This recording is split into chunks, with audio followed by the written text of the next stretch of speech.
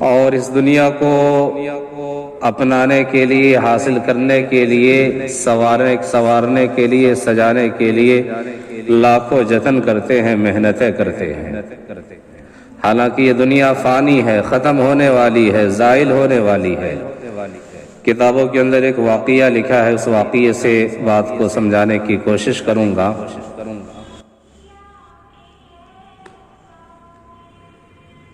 ایک امیر گزرے ہیں مسلمانوں کے، مہدی بول کر۔ ایک قیامت کے قریب میں مہدی علیہ السلام آئیں گے، وہ الگ ہے، لیکن مسلمانوں کے ایک امیر گزرے ہیں، امیر المؤمنین، لوگ ان کو بولتے تھے، پکارتے تھے، بلاتے تھے۔ تو انہوں نے اپنے زمانے میں، اپنے دور میں ایک عالیشان محل بنایا، اور عالیشان محل کی تعمیر انہوں نے کروایا۔ اس زمانے کے لحاظ سے، اس زمانے کے اعتبار سے جتنی بھی چیزیں، جو چیزیں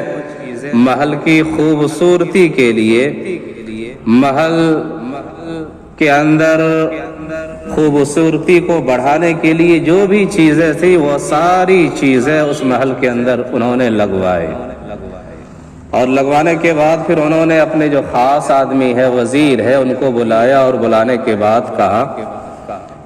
کہ تمام لوگوں کو اس محل کو دیکھنے کی اجازت دی جائے، تاکہ ہمارا دوست بھی ہمارے اس محل کو دیکھے اور ہمارا دشمن بھی اس محل کو دیکھے۔ ہمارے دوست آئیں گے تو اس محل کی بناوٹ کو دیکھ کر، خوبصورتی کو دیکھ کر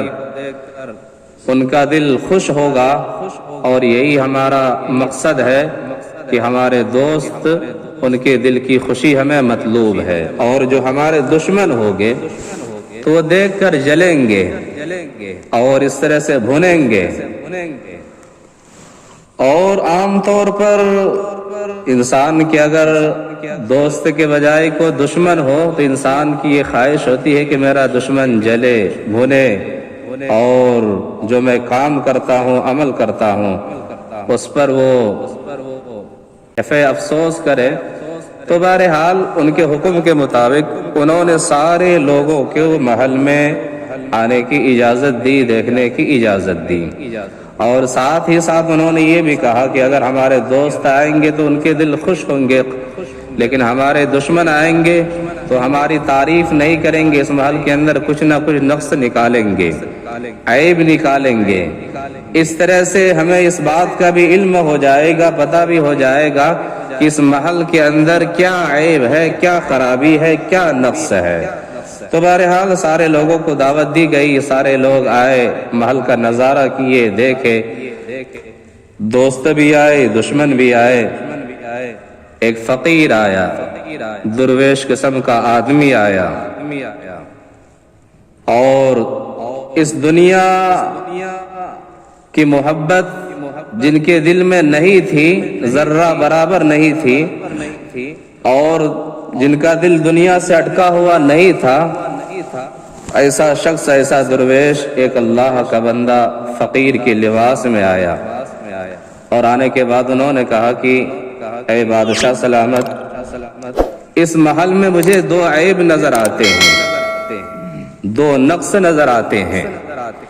پہلا عیب جو نظر آتا ہے کہ یہ اس محل کے اندر آپ ہمیشہ نہیں رہیں گے، آج ہے، کچھ عرصہ اور آپ زندگی گزاریں گے، کچھ سال اور آپ زندگی بتائیں گے، اس کے بعد آپ اس دنیا کو چھوڑ کر، اس محل کو چھوڑ کر چلے جائیں گے۔ تو اس محل کے اندر جو پہلا عیب مجھے نظر آتا ہے، پہلا عیب یہ ہے کہ آپ اس محل میں ہمیشہ نہیں رہیں گے۔ پھر اس فقیر نے، درویش نے کہا کہ دوسرا عیب یہ ہے کہ آپ کی طرح یا آپ کا محل بھی، عالیشان عمارت بھی ہمیشہ نہیں رہے گی۔ تو بہرحال اس واقعہ سے معلوم ہوتا ہے کہ انسان اس دنیا کو سجانے کے لیے، سنوارنے کے لیے کتنی ہی جتن کیوں نہ کرنے، کتنی ہی محنتیں کیوں نہ کر لے، یہ دنیا بھی آخر میں ایک دن فنا ہو جائے گی، ختم ہو جائے گی، مٹ جائے گی، دنیا کی چیزیں بھی فنا ہو جائے گی، مٹ جائے گی۔